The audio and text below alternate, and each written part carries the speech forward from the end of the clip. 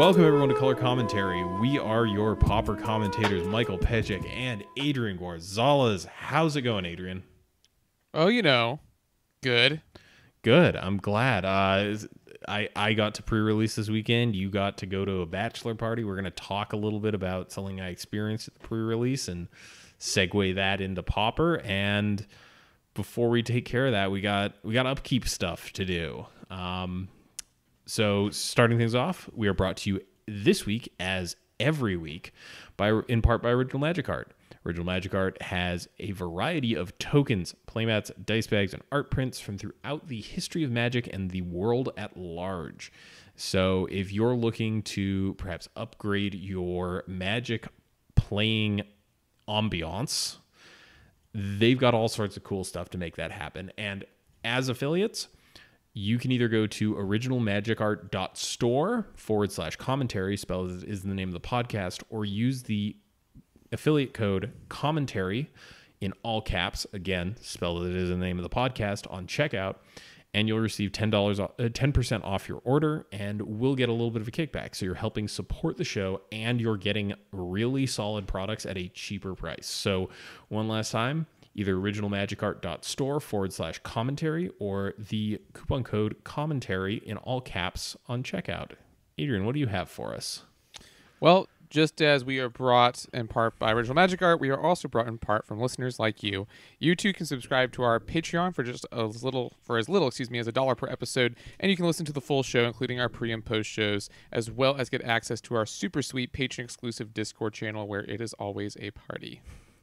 Yes, you certainly can. All right, before we get into stuff, I do want to do one last piece of housekeeping. So for probably about a year now, we've recorded roughly on Wednesday. Our life schedules have changed a little bit. We're going to be not recording less. We're not going to be skipping weeks. We've just shifted the episode recording schedule to Monday. And for you, the listener, that really doesn't mean a whole lot. It means, however, though, if something really cool in Pauper happens on, say, Thursday, it's not really going to be able to be something we cover until a week later. If it's something that we think is legitimately cool, we will definitely cover it. It's just a matter of we've got lives outside of the show, and we do want to keep bringing you the show. We don't want to stop anytime soon, but we do want to make that concession just to make things a little bit easier on us. So hopefully bear with us. And yeah, let's get into this. So Let's do it. I played in a pre-release this week, and I actually played in 2 pre-releases, and I got to play a card that we talked about a handful of times. I got to play with Hypothesizzle, the instant from Guilds of Ravnica. And to remind you, in case it has already faded from your memory, Hypothesizzle is 3 a blue and a red for an instant. You draw 2 cards. Then you may discard a non-land card. When you do, Hypothesizzle deals 4 damage to target creature. And Adrian, let me tell you, I think that this card is actually really good.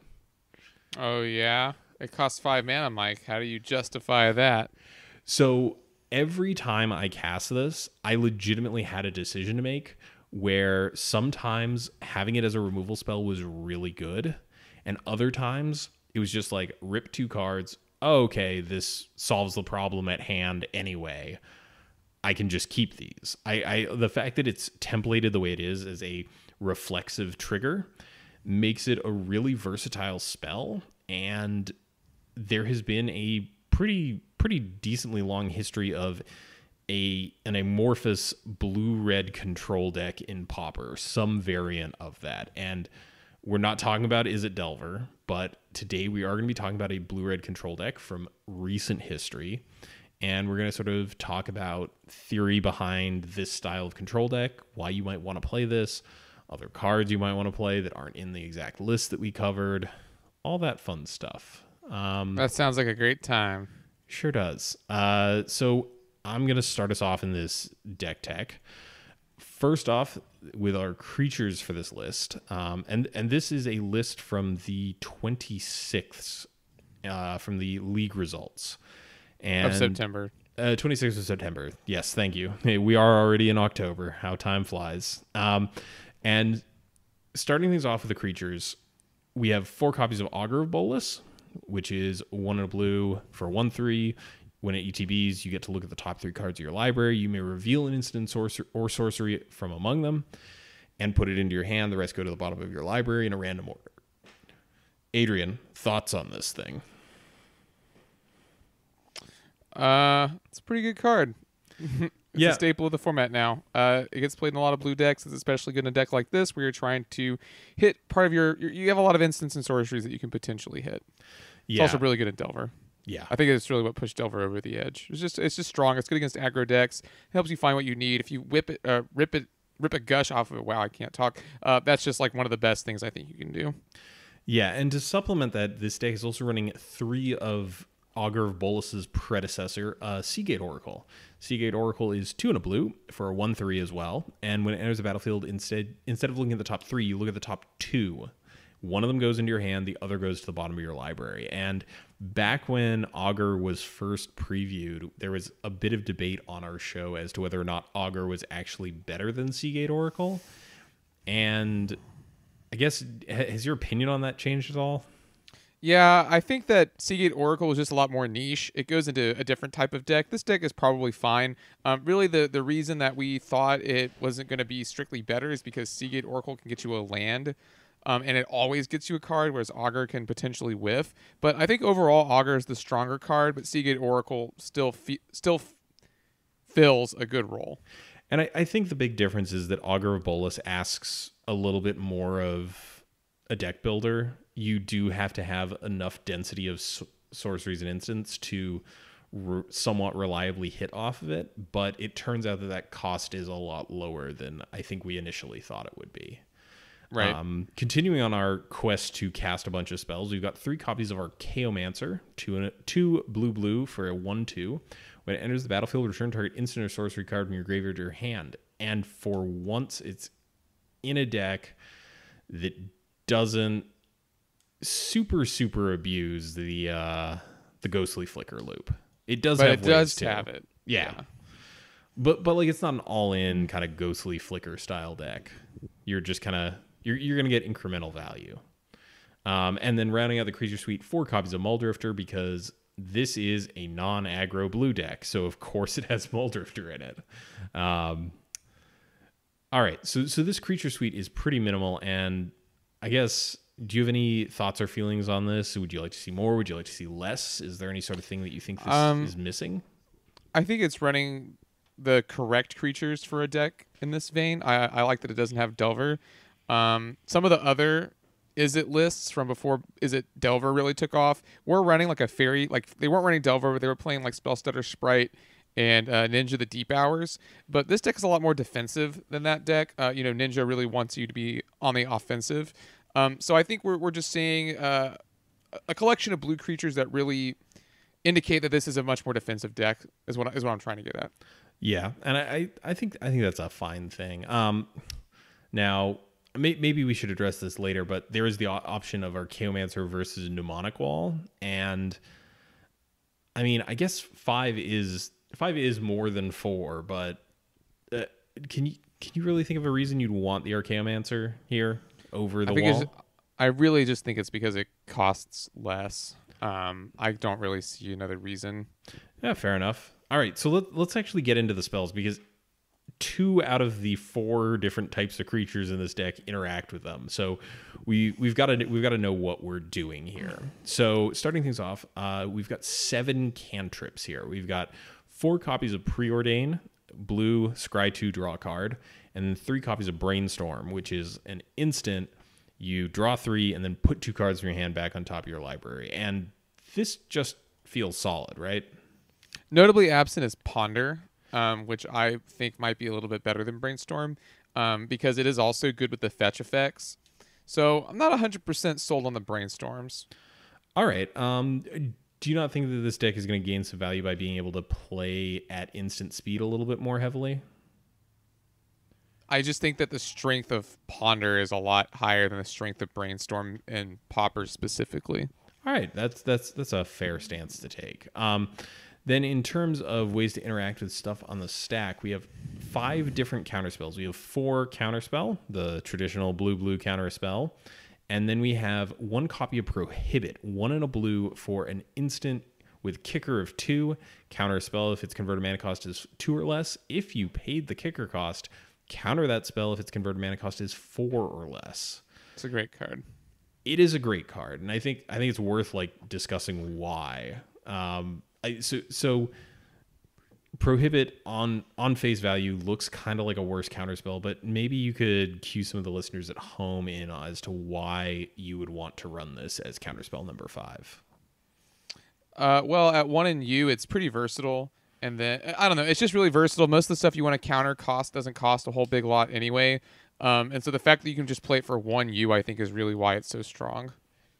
Yeah, and with this deck being a 2-color deck, obviously you're trying to reduce the instances where you have dead cards in hand, and this does help out a little bit with that. And it does scale pretty well. There's a handful of things it can't counter, but by and large, it'll get stuff done. And the area where you're going to have the most problems with your mana in terms of hitting double blue is definitely going to be the early game anyway. So this kind of covers your early game, and counterspell is kind of more for the late game.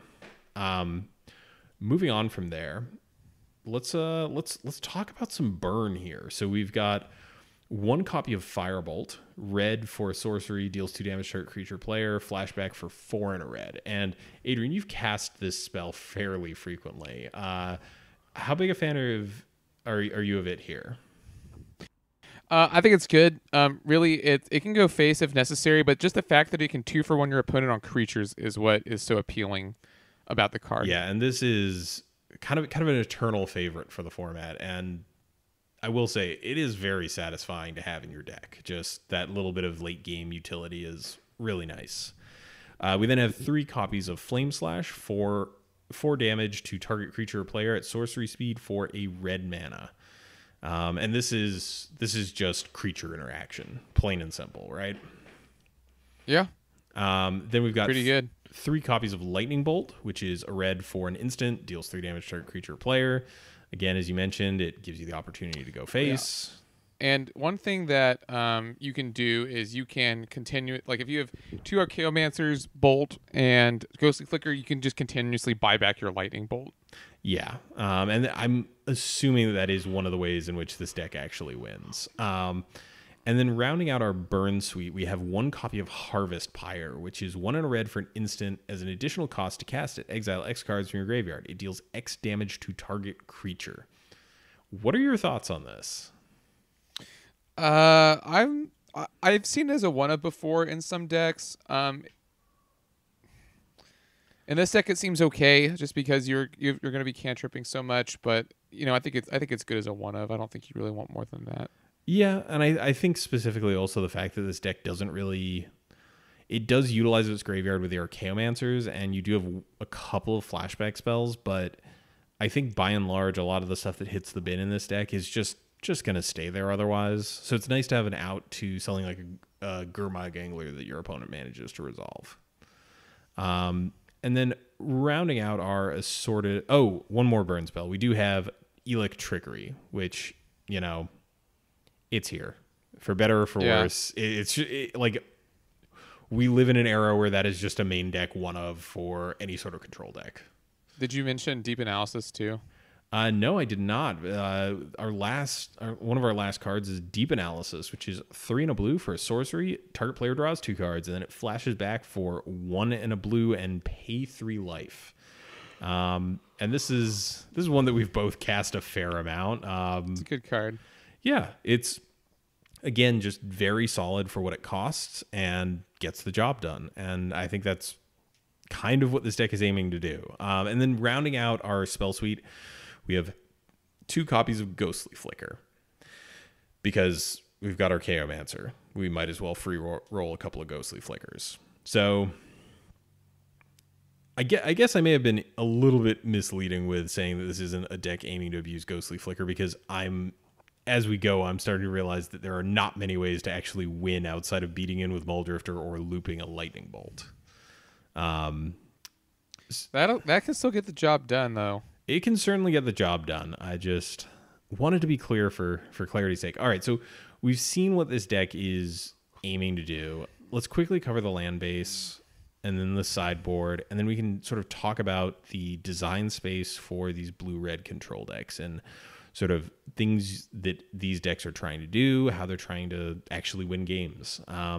So for lands, we've got 2 copies of Ash Barrens and 2 copies of Evolving Wilds. So trying to help out that brainstorm. What are your thoughts on this? I feel like it doesn't matter a whole big lot in this deck. The reason it matters so much in Izzet Delver is because you need access to the red source typically immediately. But the other thing we'll notice is that we're able to play these 4 copies because we're not playing any of the Izzet tap land, which makes these a lot more appealing. And I'm a little bit surprised with, there are 11 islands. I'm a little surprised we don't see a Gush in there somewhere. I can kind of see it just because Gush is kind of a velocity thing, whereas this deck is planning to get to high mana counts. I don't know. We can talk about it more, but I'm just going to toss something out there. How would you feel about this deck ditching Preordain for Ponder? I think that, so I disagree with that. I think Preordain is stronger than Ponder in our format because the fetches aren't as good. So I am a fan of Preordain a little bit more, especially in a deck like this that's not really going to be fetching a whole big lot. Well, so I'm just trying to think of if you were to run slightly more fetches, because we're nowhere near maxed out in this deck. Would you?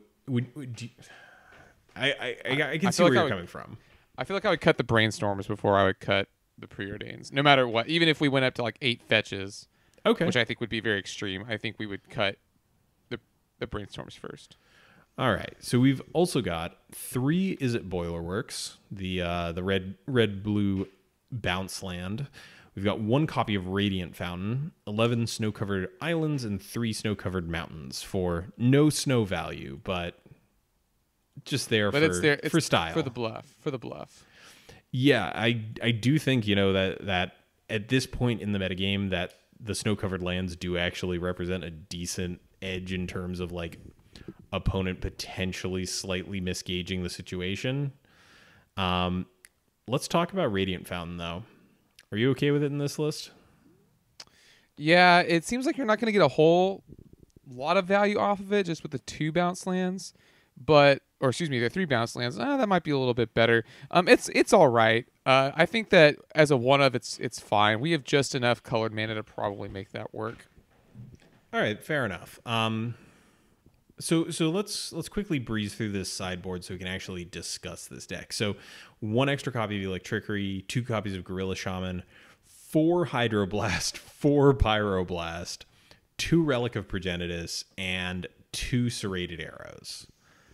Okay, so obviously very, very heavy on the blasts. You're blue-red. You get full license to do that, I guess. So looking at this deck as a whole, what do you like about it? What don't you like about it? I like that it's in blue-red. Blue-red's a fun color combination. I don't like that you're basically going to have to 1-for-1 your opponent the entire game, and you're going to have to hope you can get ahead. Yeah, it does. This does kind of seem like a very thin margins type of deck. It doesn't really have many 2-for-1s outside of the Firebolt, potentially Electrickery against the decks where that matters. It does kind of seem like a lot of the time you're, even with the Ghostly Flicker to kind of loop things, it does kind of strike me as the type of deck that's going to be slow. And I think that's why you don't see this deck more often. It just doesn't really have... Yeah, it's slow, and it doesn't really have like the 2-for-1 that you might typically associate with like other control decks, like in other formats. Yeah, so I guess what's the real draw to something like this in terms of this versus like this same shell with black removal subbed in for the red removal? Because all red is doing in this deck functionally is acting as additional ways to remove things, and you could probably sub it out for black. The damage can go face. Blue-red makes people feel smart. I mean, if you don't think there's people who feel smart for playing blue-black, I've got news for you, buddy. But I guess, are we at a point in this format where red removal is just king?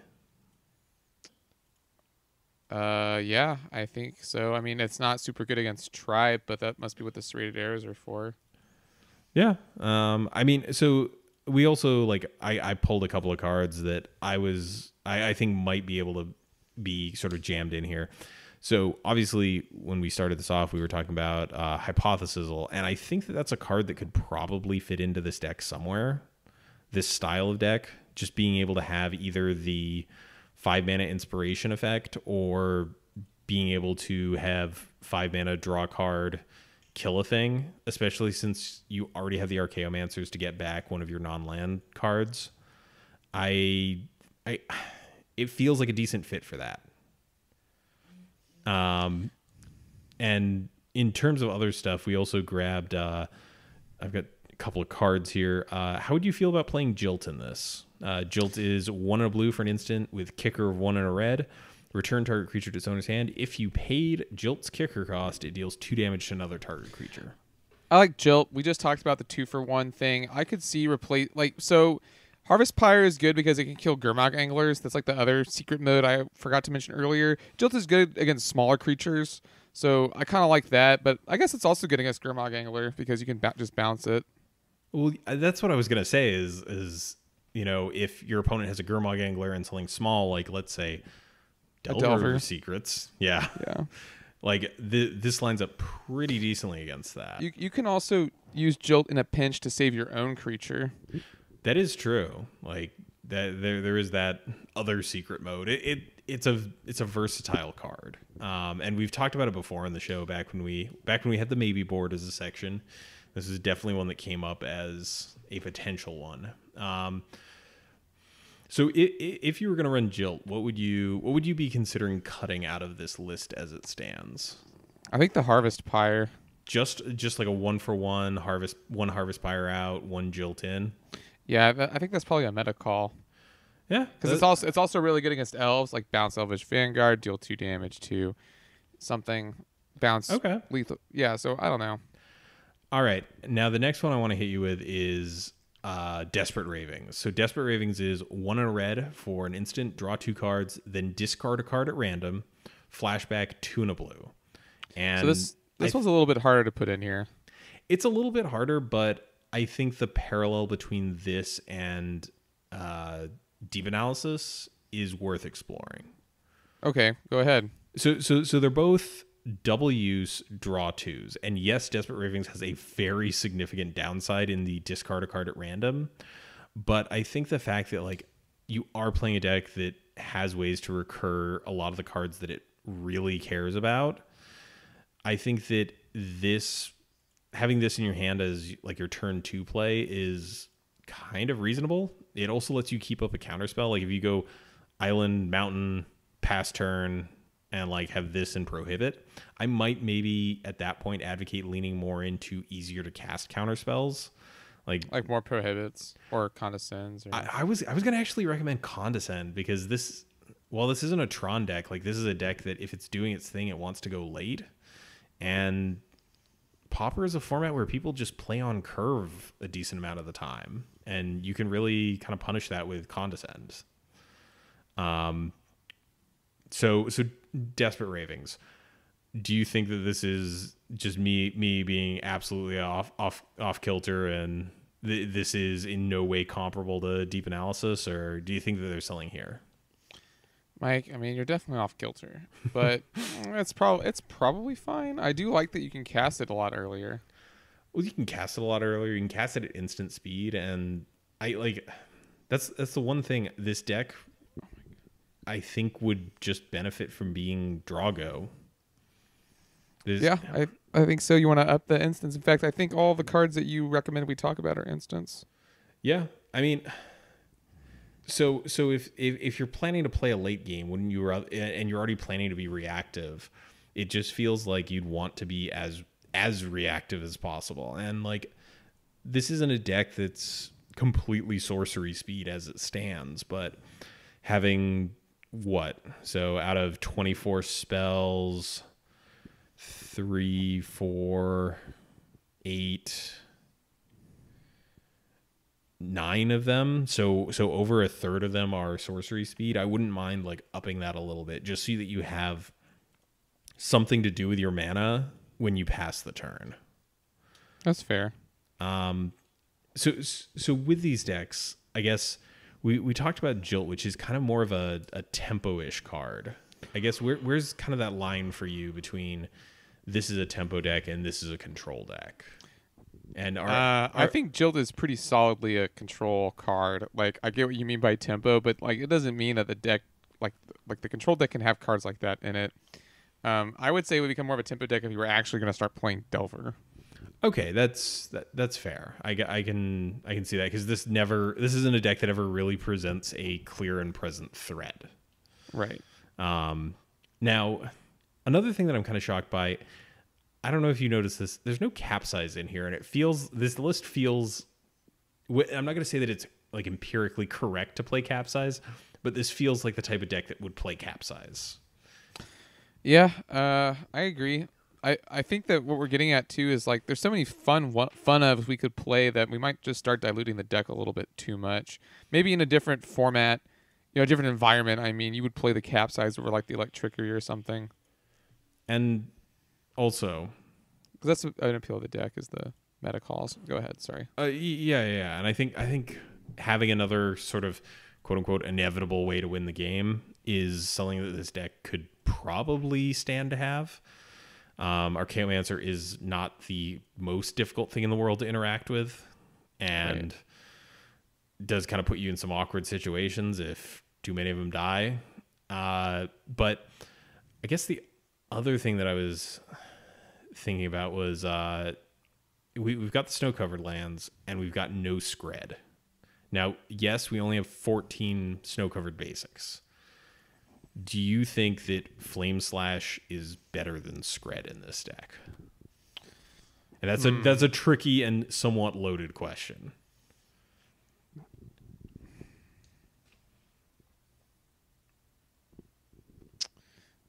One second.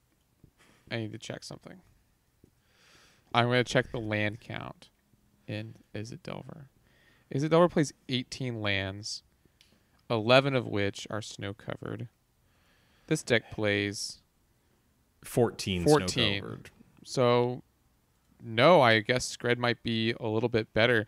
Maybe if this particular deck builder was concerned about affinity, in that case, Flame Slash is probably better. But, I mean, forget Harvest Pyre. Yeah, why are we not just playing Scred? I mean, I guess how many threats before turn 4 are must answers for this deck that can't be killed already with a lightning bolt or firebolt is the real question. And like, obviously I'm kind of asking this into the dark because that's a very large, like that's a ton of statistics to crunch out of nowhere. But it kind of feels to me like if you're playing the snow-covered lands already, at least having a split of Scred might be nice. It also means that earlier you were talking about cutting Harvest Pyre for something, so that Harvest Pyre could easily become a Scred. Yeah, I agree with you. It is kind of weird. I guess what other sorts of effects would you consider running in a list like this? Like what other cards? Did we already talk about Hypothesizal? We did briefly. So I think this is probably, if there's a deck for that card, I think this is it, right? Yeah, me too. It's like, it's late game card advantage plus removal, plus it's an instant. It's really what this deck wants to do. If you don't have a Mull Drifter, you could probably, you could play that card on turn 5, maybe draw a Mull Drifter. The other cards that I can think of that I would like in this deck, Mike, other than Gush, which we sort of touched on a little, is it Signet? Possibility of that being good?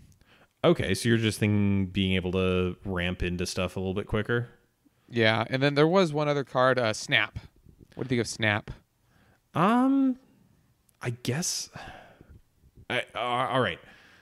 I'm not expecting an answer here. Is there a way that Snap goes infinite in this deck?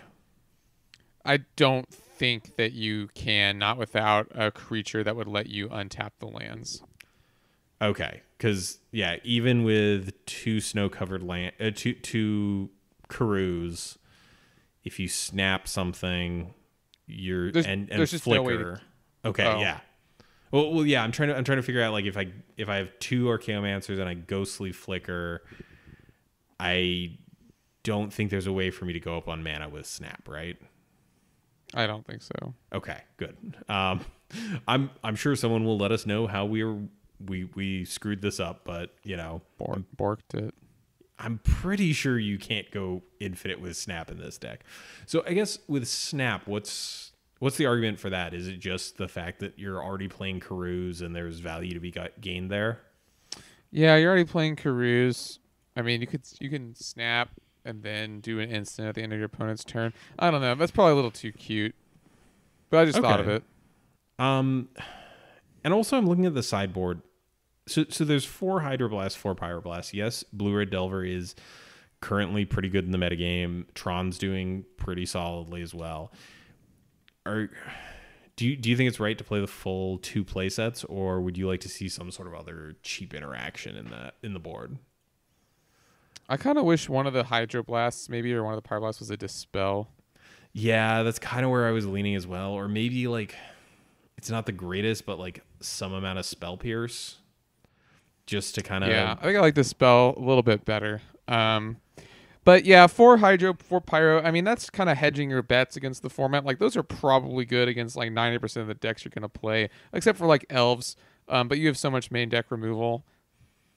Yeah, I think Elves is probably a fine matchup for this with the just the magnitude of card draw and the 2 Electrickeries across main and side. That feels okay, right? I agree. Oh, and the fact that you're playing a ton of like cheap interaction as well, like the 3 Flame Slash, 3 Lightning Bolts, you're gonna have a way to like deal with the problematic cards for that matchup. Yeah, I just think like Dispel or Spell Pierce, one of these other like 1 mana interactions. I do want to return to something. You said you were surprised you didn't see Gush in this deck, and I want to kind of examine that. Why do you think that this is a really solid fit for Gush? Well, there's 11 islands, which is plenty in order to use Gush. You don't have to be mono islands to do that. And I don't know. It just seems like kind of a no-brainer. Maybe the mana costs are too high to really make Gush that effective. Like, gushing into a Muldrifter honestly doesn't seem as good as gushing into, like, Augur to get another land. I don't know. There's just so many cards in your hand. Maybe that's the concern. But Gush is just such a strong card, and we're playing 11 islands, so it seems like we should be able to play Gush to me. So just personally, it just feels like this is the type of deck where you want to be hitting your land drops every successive turn you can, and it just kind of feels like Gush runs counterintuitive to that type of strategy where you're trying to amass a bunch of mana so that you can loop Ghostly Flicker a whole bunch. That's just my thoughts. I don't know. Maybe like Gush is fine because you can emergency Gush into something, or just God forbid hard cast the thing. It does actually have a mana cost in the upper right hand corner. And I guess what other things could potentially take this deck in a slightly different direction? Because I almost want to say that there's maybe an argument to be made for more card draw, like not more card draw spells just in general, but like stuff that is more in the deep analysis vein of things where you're just digging and seeing a velocity of cards over the like brainstorm style effect. What would you recommend playing instead? I mean, we could certainly up deep analysis. Oh God. I said these things and didn't have anything. Play Ponder. Play Ponder. I mean, I guess it depends how much do you want this deck to be control with like this slightly combo-y finisher, or do you want to maybe take this deck in a more dedicated? I want to get 2 Archaeomancers out and start flickering them as soon as possible kind of direction. I kind of like the 2 Archaeomancers playing better. I think this is really a control deck at its heart, not really a combo deck. Okay, that's fair. Again though, in blue-black we could play Denrova Horror, in which case I would consider it more of a combo-y type deck. All right, I'm just going to toss it out there, and I know your instinct's going to be to shoot me down here. What if we make this Grixis? Okay, Mike. Okay. Well, For what? so if we add black to this deck, I guess we can play Nightscape Familiar. It does Yeah. Well, reduce most of the cost of this deck. I guess I just like. Are you want to make a Greek system? What are we keeping red for? I just feel like 2 colors is stronger than 3, no matter which you pick. Okay, yeah, Because Nightscape Familiar doesn't. Yeah, I don't know. yeah, and now we're just building like trash familiars, which is not super useful. I don't mind the idea of like Dinrova Horror being the finisher here. Well, okay, so if that's where we want to go, let's not even play swamps. Let's play like prophetic prisms, which you can flicker to draw cards in a pinch, and then you can use those to create black mana in order to cast the Dinrova Horror, like your one of Dinrova Horror. Oh, so you're just saying like toss in most or all of a playset of prophetic prisms and like one or two Dinrova Horrors? Yeah, yeah, and then you have a big beater that's also disruptive. I don't mind that. I guess we kind of come to the one of the problems that we always have during these deck techs when we try and brainstorm alternatives. At that point, aren't we just in Rovatron but slower? Yeah, I get. yeah, I guess in that case, if we wanted to pursue a style of deck like that, I'd be more inclined to start looking at stuff that's color intensive, just because that is one of the big weak points when it comes to Tron, is just the fact that it is not great at casting like counterspell, for example. So maybe there's something to be gained there, just being able to play these more efficient counterspells and taking that as sort of our reason not to play Tron. And on the other hand, though, like ignoring Dinrova Horror, this could just be a Tron deck, right? yeah. Like we could definitely just like put in some maps, put in Tron, call the basics a little bit, and like play, I guess, kind of worse counterspells. Like go up to like what, like a couple of condescends and a few more prohibits and maybe like an exclude or something, and just play like blue red Tron. Exclude. Yeah, we could do that. You could take this deck in that direction. Wait a second. What was that snide exclude comment I heard there? Exclude's a good card. It's Pauper Cryptic Command. Come on. Is it? Yes, I guess we're it counters talking and about draws a blue red. card. All right. But you were saying? I honestly don't remember. I like exclude.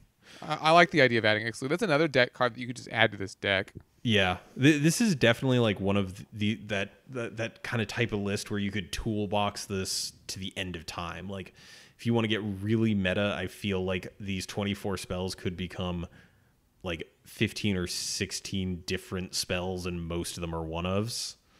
But that's definitely not something that we can get into on an hour-long show when we didn't explicitly prep for that very specific discussion. I guess, is there anything to be said for like maybe trying to have some sort of creature-based win con? Like, I'm just going to toss it out there. There's options like, what is it? Benthic Giant, just the big hexproof things. There's also, what is it? A Striped Riverwinder.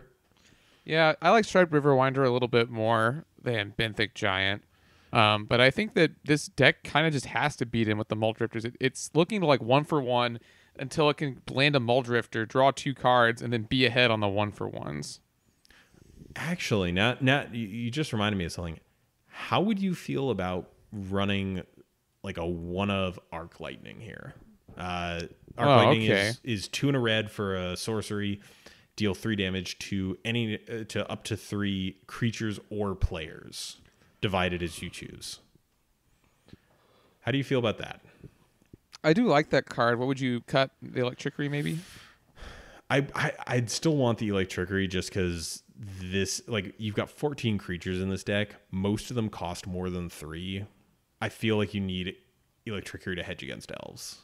I just feel like that's kind of a necessity. I feel like I'd be, as much as I talked it up as like a reasonable thing, Harvest Pyre, like that just feels like the easy cut here. but I kind of like the idea of having like this modal, like worst case scenario, it's a really bad lightning bolt. Best case scenario, you get to 3-for-1 your opponent. And it just feels like the type of card that you might want to play in a deck like this, where, as you mentioned, we are kind of a little light on the 2-for-1s. It just feels like it would probably be a reasonable fit. Yeah. Because we don't really have any other versions of that effect, do we? The burn spell that divides out. Because we don't have Pyrotechnics, we don't have Arc Trail, we don't have Forked Bolt. I guess we do have Dual Shot. In paper, we have Forked Bolt, like, kind of, but yeah. Yeah. A Dual Shot. No, I like Arc Lightning better. I think that's a good fit here, because that you could kill, like, a Flip Delver and an Unflip Delver. Yeah, I like the utility there, definitely. Oh, God. Now I'm just thinking about how much I would love Pyrotechnics. For folks who are unaware, Pyrotechnics is 4 and a red. Same thing, but it does 4 damage instead of 3. So it just lets you go a little bit bigger on stuff. And actually, talking about like weird 2-for-1s, how would you feel about a Stagger Shock here? I do like Stagger Shock. Stagger Shock is 2 and a red. It deals 2 damage to target creature player, and then it has Rebound. So if you cast it from your hand, it gets exiled when it resolves, and then it comes back on your next upkeep, and you get to cast it for free. I do like Stagger Shock. Like we keep saying, though, there's just so many different ways you can take the deck, but Stagger Shock is a really, really sick piece of removal. That's kind of one that I'm surprised doesn't kind of get into decks more often. It costs 3, right? It costs 3. Like, it is. It's kind of in a weird place, right? Like, I'd probably say it's worse than Firebolt. I think we could probably pretty conclusively say that. Yeah, but it is sweet. Oh yeah, like I mean, I don't think our brand allows us not to talk about stuff that is just quote unquote sweet. But actually, I'm looking here. There was a Tron deck that had Stagger Shock in the 75, in the main deck, even way back in, what was that, May of this year. And that's not too long ago. Yeah, and it seems perfectly reasonable there. Actually, now that I'm looking at it, seems pretty sweet, pretty quote unquote sweet. All right, I see how it is. I can recognize when I'm being mocked. Actually, now that I'm looking at this Tron list, do you think there's like maybe room in this blue-red control shell to slip in just one X spell, just one big old fireball? You mean like Rolling Thunder to double as a removal spell? It's either Rolling Thunder to double as a removal spell, or it's Karavex Torch to just be difficult to interact with. I don't know. That seems pretty difficult. One of the reasons I think that's so good in Tron is because you just have the mana advantage. That seems like it's going to be pretty hard to do in this deck. Oh, also I've got another classic for you. Burst Lightning. It's a red mana instant, deals 2 damage to something, or you can kick it for a total of 5 to deal 4 to something. I don't like that. I think that Flame Slash is better than that. Okay. Even though they can go face? I feel like if you need those 4 points of damage, I don't know. That seems like such a corner case. That seems like you're so far behind the game that you are relying on top decking this 4 damage spell.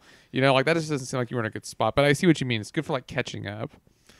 Yeah, and I guess the thing is like the common thread through a lot of these cards is just reusability. So kind of that 2-for-1 action, as well as just like flexibility. Like as you pointed out, like Arc Lightning can kill something with 3 toughness. It can kill something with 2 toughness and something with 1 toughness. It can kill something with 2 toughness, deal 1 to your opponent. It can kill 3 things with 1 toughness. Like there's a lot. It's a charm with a absolute laundry list of different modes. And I think that's kind of where I would be inclined to build this deck to go. I'd prefer to have more of these kind of modal quote unquote effects, even though they don't technically say choose a mode. Right. But I just like that as an option. Another thing is we didn't talk about compulsive research. Oh yeah. Yeah, that just Speaking of feels like a card draw. good fit. That feels like a great fit here. So compulsive research, 2 and a blue, sorcery, target player draws 3 cards, then that player discards 2 cards unless they discard a land. Like I can't imagine compulsive research with land in hand being anything other than awesome in this deck. And even just as like especially a one since of. you have so many extras to get rid of. Yeah, I mean, because even as a one of, you can always just buy it back later. You can buy it back later, like in a very grindy control matchup, like it does say target player. I guess it can kind of go face as quote unquote burn. That's not where you want to be, I'd imagine, but it is a thing that can occur. Like we've all killed someone with a sign in blood at one point or another. It is sweet, but it is not good to be in that situation. So that's actually the kind of situation where Burst Lightning would be good, though. Yeah, no, I man. Interestingly enough.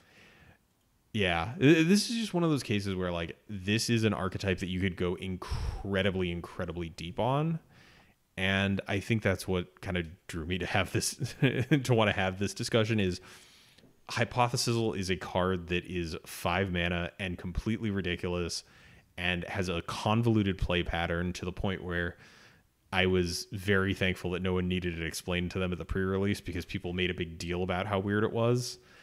But I think it's the kind of thing that fits into this style of deck really well. Just that modality of it can be draw 2, it can be draw 1, pitch a card, and a removal spell. It gives you these options.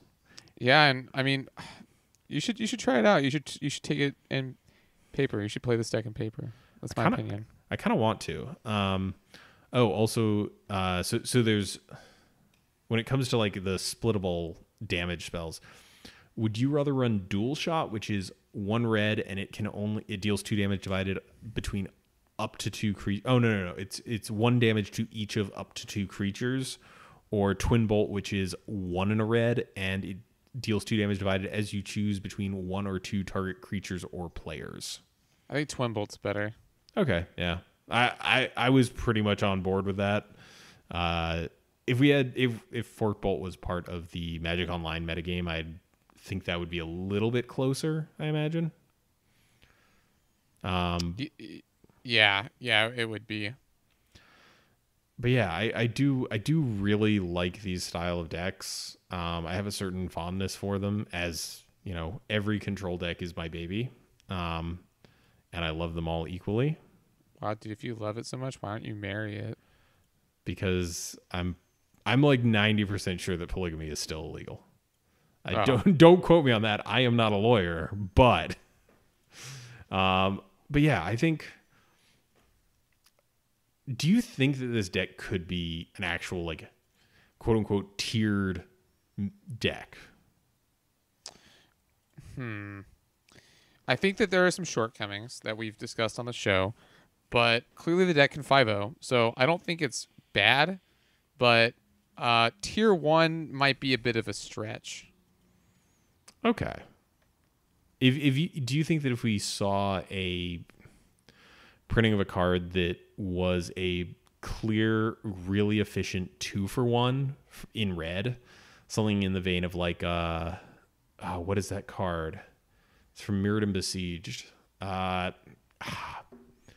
completely blanking on this. I can picture it in my head. I want to say not Electrolyze, obviously. Not Electrolyze. Electrolyze would be very good in this deck. Right. I don't think it's deeply insightful commentary. Arc Trail, 1 in a red, sorcery, deals 1 damage to target creature or player and 1 damage to another target creature or player. Oh, that card would be pretty sweet. Yeah, I think. I think the other thing we're missing is a really good finisher. Okay, what kind of finisher are you thinking here? Like, what do you think that? Do you just want some big old beater with some? Yeah, just something that can close out the game, like in the vein of Gurmag Angler. And I know you mentioned Benthic Giant, but I'm just not really a fan. If we got like, even if it was like a little overcosted, some like 6/6 hexproof thing. Yeah, that I might feel a little bit better about it. All right. Yeah. Just big enough that an angler doesn't just eat it, and big enough that it's a reasonable clock. Yeah. I mean, I guess you could honestly probably just play Crusher in this. I don't think that's the worst option. Crusher. It's just so expensive. But yeah, it's not bad as a late game finisher, a very late game finisher. It's obviously better in Tron because you can just cast it so much earlier. Yeah. And you do really want like that finisher to be somewhere at like 6, maybe 7. Just so that like if you're hitting your land drops every turn, it can come out in a reasonable amount of time and you're not just sitting there waiting forever. I don't know. It's an interesting riddle, and I think that this deck could be really good with a couple more cards as sort of role fillers, but I don't know. I like it. I like me a good old fashioned control deck. Good old fashioned blue-red control deck. Yeah, and having seen the cards from this most recent set, I think there might be a blue-red control deck in Standard. I'm not going to play Standard, but kind of looks like it. I don't know. Someone who plays Standard, please tell me how I'm wrong. At Mike. Someone who plays Standard, just add him. Yeah, just really give it to me on the Twitter. All right. We've had a bunch of fun, but this is blue-red control. Just as I try to do every time, just to discuss it. The cost of the deck, $91 online, $116 in paper, but I will give you the big caveat, $41 of that in paper is the snow-covered basics, and online it's like $33 of that is basics. So since this deck is not running Scred, if you want to run this exact 75, just swap those for basics. There's no value to be gained there outside of bluffing your opponent a little bit. Just go for it. Don't worry about it. It's fine. You're losing a tiny percentage point. Just do it, is You what you're dummy. saying. Yeah, just do it. All right. You got anything else for us this week? No, I think I'm good. Well, other than thanking everyone for joining us today, this podcast is brought to you in support of our patrons. Please consider supporting us just like them if you like the show. And I realize I did not draw a patron today, so let me find one real fast. How embarrassing. Our patron Fabled. Cool. Check this video or the description of this podcast for details on where to find us. We'd like to remind you, if you're listening to this on a platform with reviews, they're always appreciated as they boost our visibility. If you've got a deck list or an idea for our topic, feel free to contact us either via our website or you can email us directly at colorcommentary@gmail.com. Special thanks to my LGS, Pat's Games, Mike's LGS, JP Comics, and L. He does our theme song Quantitative. You can find that and other great tracks over at his SoundCloud, which is soundcloud.net/ELLELLELL. So next week, this is Agent and Mike, and we are signing off for Color Commentary.